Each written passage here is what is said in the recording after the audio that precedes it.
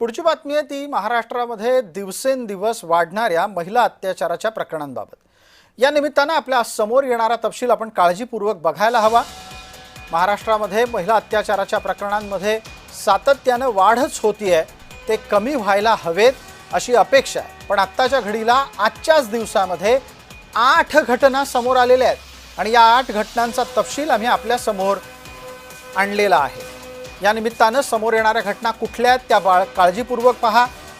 पुण्यामध्ये तरुणीवर हल्ल्याचं प्रकरण आहे, पुण्यामध्ये अत्याचाराचाच प्रकार आहे, मुलीवर अत्याचाराचा प्रकार बीडमधला आहे, वर्ध्यामध्ये मुलीवर अत्याचाराचा प्रकार घडलेला आहे। हे सगळं एका बाजूला सुरू असताना पत्नीची हत्या जळगावमध्ये झालेली आहे।